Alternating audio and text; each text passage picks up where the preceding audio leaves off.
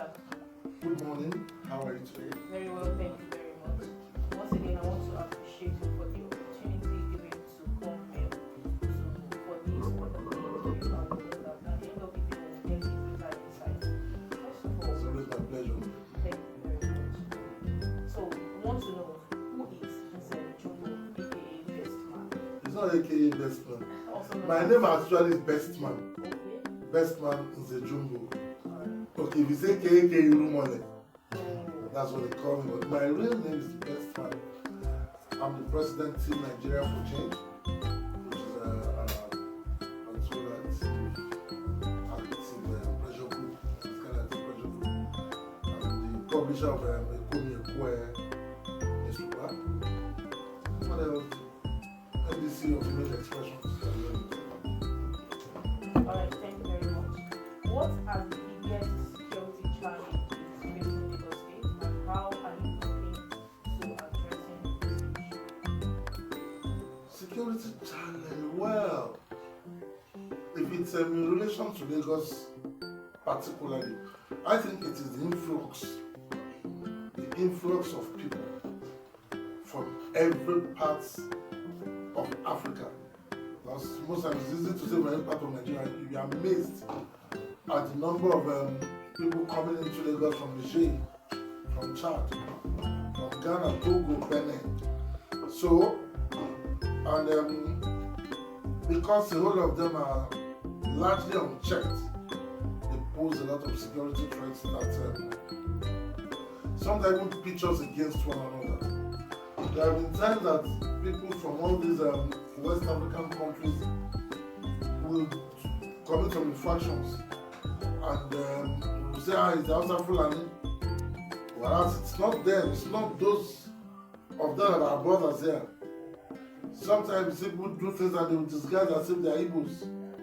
Sometimes people do things and somehow it has become a major security challenge. And thank God for the government of Babajide Sanwo-Olu,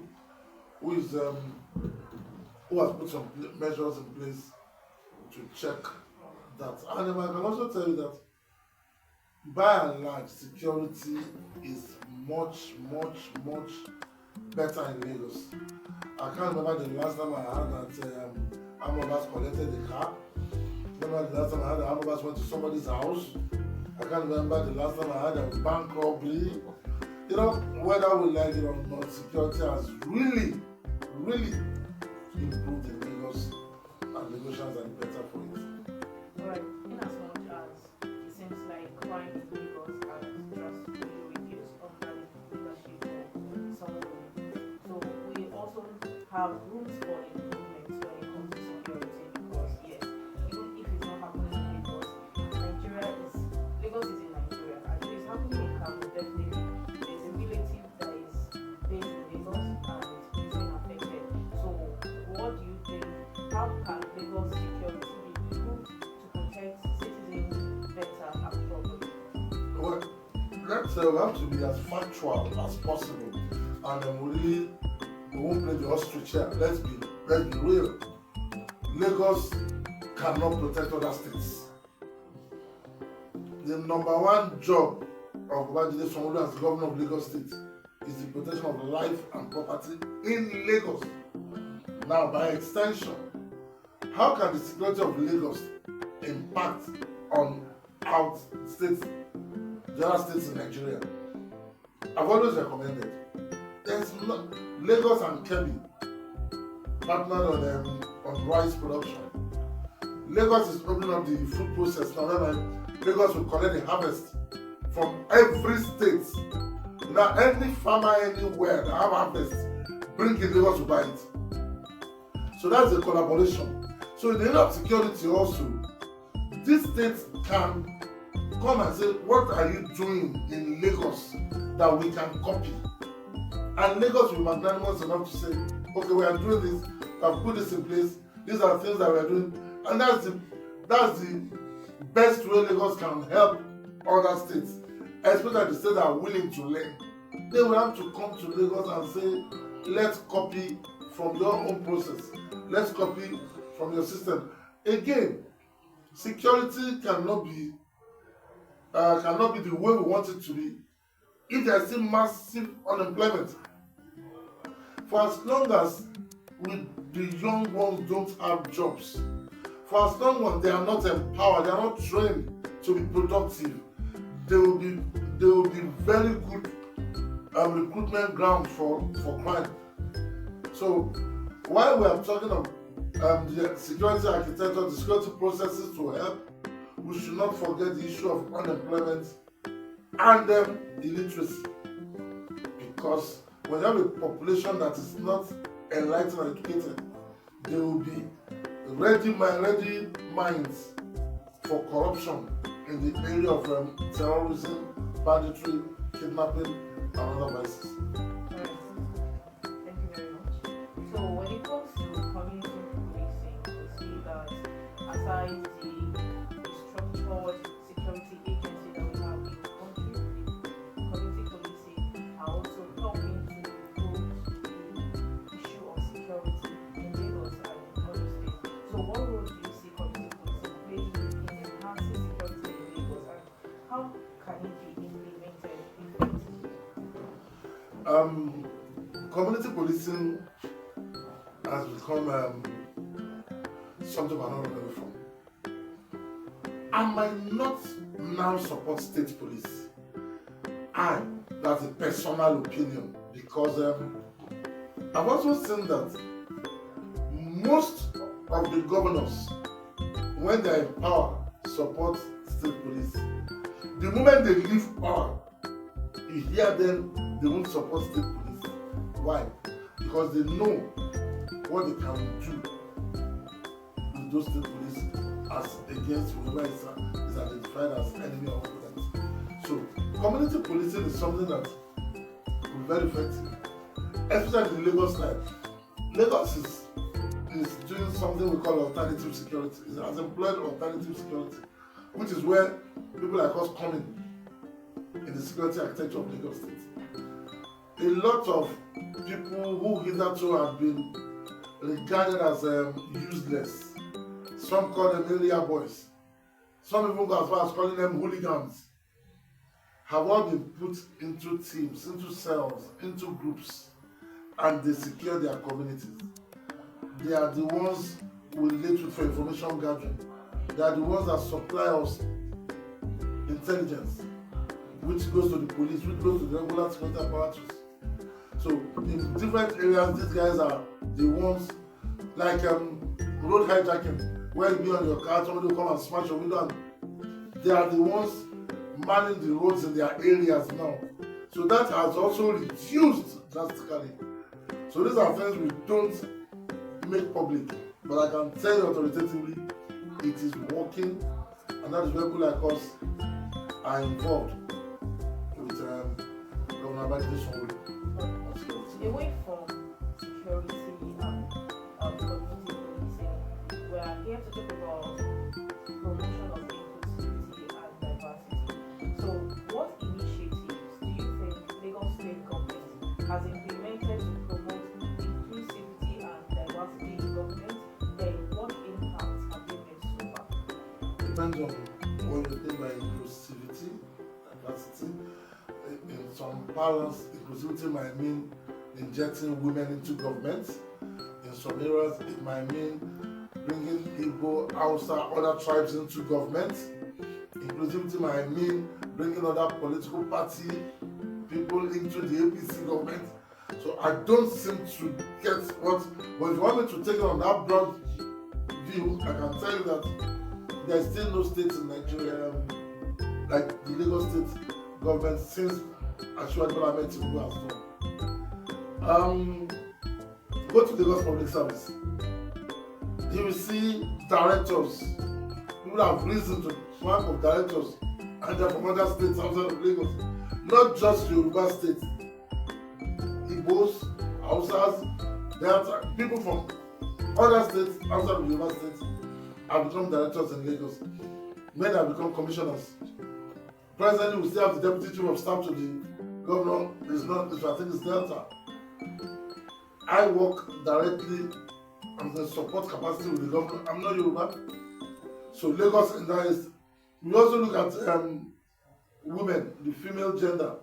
Lagos is doing so well in that regard.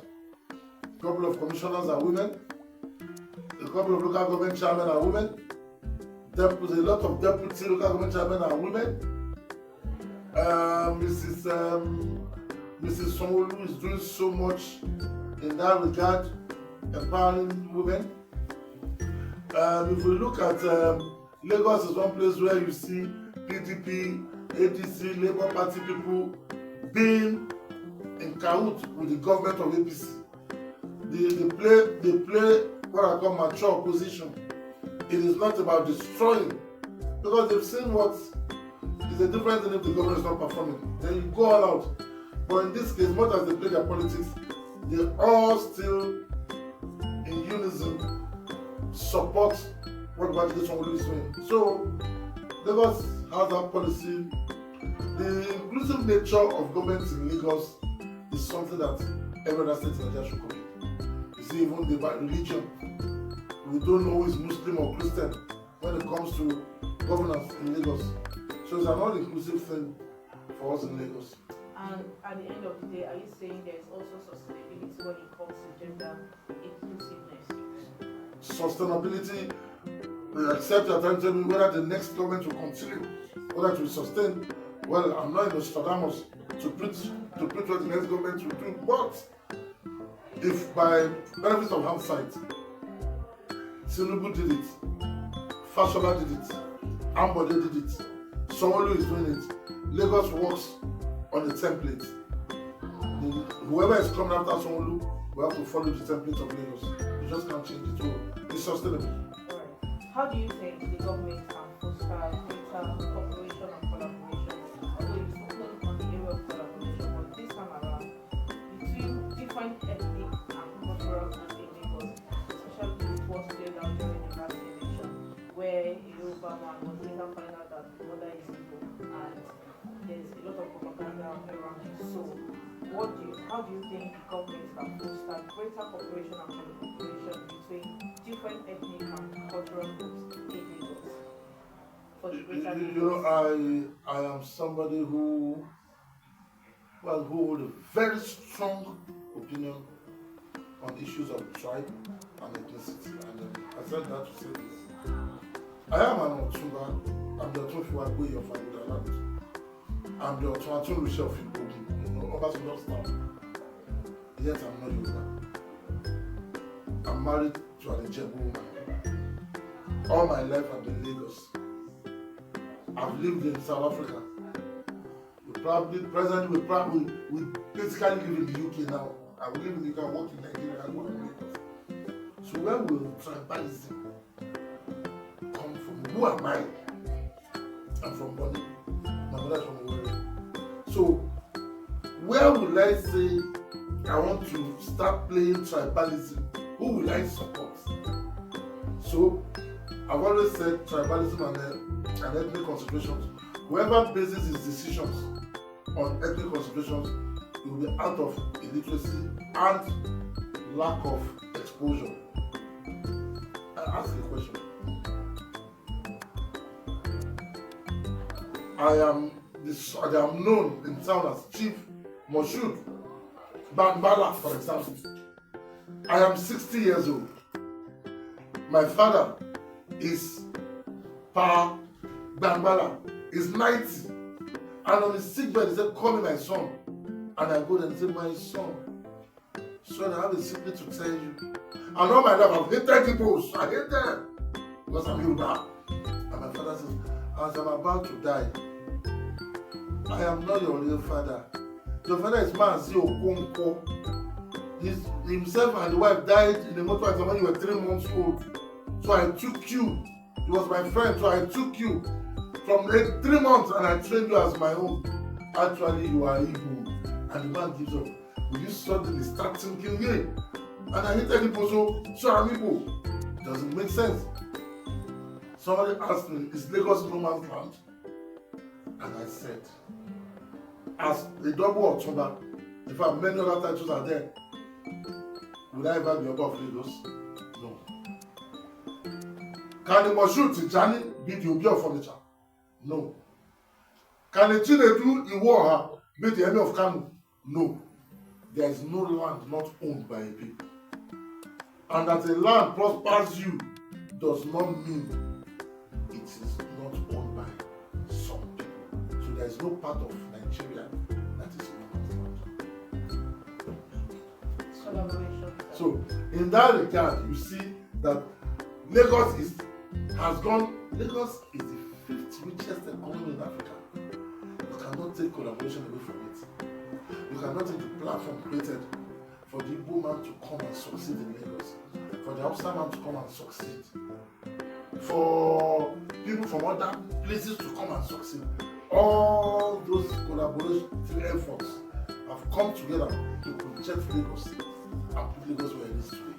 So we have seen the positive impact of a free economy that accommodates all, that creates a platform for both economic, social, religious, and political collaboration. We have seen it in Lagos, and it's something every other person should come on. So when it comes to land grabbing in Lagos, it's like Lagos and land grabbing is 5 and 6. To the extent that there are a lot of memes on social media whereby some landlords will come and say, please, this house is not for sale, don't sell it. Beware of my first son. That's And his friends. Aside that, when you get a land in Lagos, you have to be very careful that this land has not been sold to like 4 or 5 people at the same time.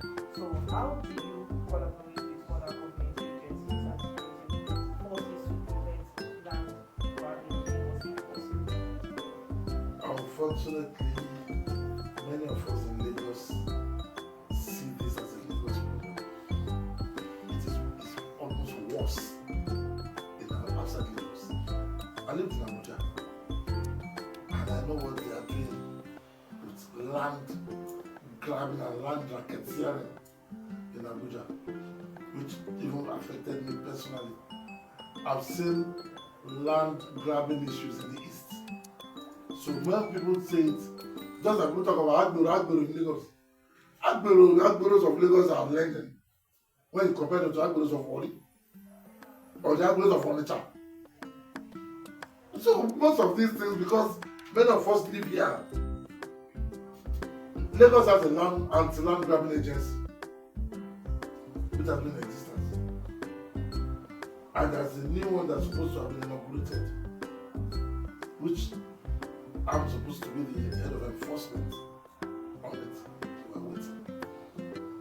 Lagos has put a lot of things in process for people not to fall prey. You want to buy land, once you are ready to buy, go to lands, go to Alausa, go and check about that particular land before you pay. But they say I move the wrong belly, because somebody is trying to give you a cheap one, you quickly fall for it, and before you know it, same land has been sold to 1 or 2 people. You cannot 100% eradicate crime from anywhere. We all have to be involved in checkmating these things. There is no way I will buy a land now or a property without first going to check on the status of that property or land. That is the first thing we all should do. And the state have gone ahead to set up anti-land grabbing agency. So when you have issues, you go to them, and they've done a fantastic job so far. But whether we like it or not, these criminals will continue, and the state will not relent in its words to fight them. But it is there for you and I to say no to them by making sure we go through the legal statutory documentation before you get the offer. Alright, sir, I know you're talking about the redress in the short form, but I want you to go in detail form. So what are you saying to victims of land grabbers and not Go to court, go and report to the Lagos State Anti-Land Grabbing Agency. They will fight it out for you, because I've seen so many that they've been involved with and they've gotten their land back for them. You might not get all the money back, because even the criminal will say, let them put me in jail. I was happy, and he doesn't have money to give you. But so far, there has been so much redress, there has been so much compensation by reason of the Lagos anti-land grabbing agency. So don't give up, you have to try more. You can only prevent. Once it happens, you don't know how long it will even take to get redress from the court or from the government. So many. But in recent time, Lagos is awake to it. Thank you very much for all the insights. Seems like from what I've seen, you have a robust portfolio, robust knowledge, and all of that. So I want to ask, how do you combine the role as a publisher and at the same time Team Lagos? No, I'm not in Team Lagos, I'm in Team Nigeria. Team Nigeria for Change. I used to be in Team Lagos years back. Now, I'm versatile actually. A lot of people don't know that. Sometimes I even act. And if you check this film Figuring, I was there, in a couple of films. You see, when people say, do you rest? I rest on the job. I'm a publisher. I have enough hands that publish the paper. Image expression and advertising, marketing, events company, which I oversee. We have hands. The Team Nigeria NGO is where my political interest is activated. So I get involved in, and we just found out that what we do in the states where we are is when we see the government is doing well, we support you. And in supporting you, some of the governors like Baba Jide Sanwo-Olu have said, wow, we've done a couple of, on the 60th birthday, we were in about 19 schools where we gave out exercise books in his honor and school bag. When he saw it, he was how come? I said, that's our own way of showing that we love what you are doing. So, in a state like Abia, for example, we love the governor there, Oti. He's not APC. I mean, so I've done a couple of the one Bega Daniel was governor in Ogun State. It was PDP. The various things I do, I find expression in them. I'm versatile. I multitask, but I enjoy what I do.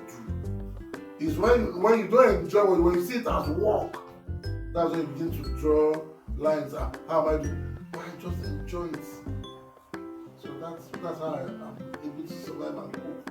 It's not, I found out it's just money now. I'm waiting for money to come from everything. So you seem to mention a couple of governors that you support.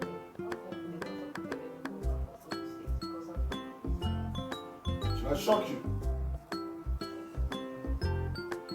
At the point, I was almost the third most powerful person in the Abia movement. At the point. Now, what do I mean by that?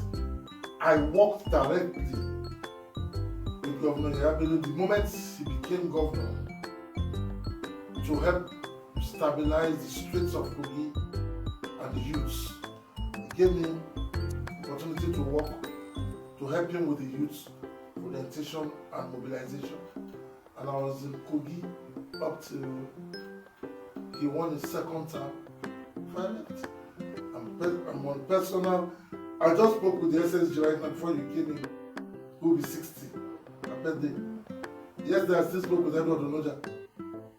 So I lived in Kogi for almost 5 years. So because I didn't mention Kogi, it was just skipped to. But I was in fact, I was the chairman APC Congress for Kogi State at the time. What part of Kogi are you from? I've been to Alamaboro many times. So thank you. thank you, sir. That's a good one. Thank you.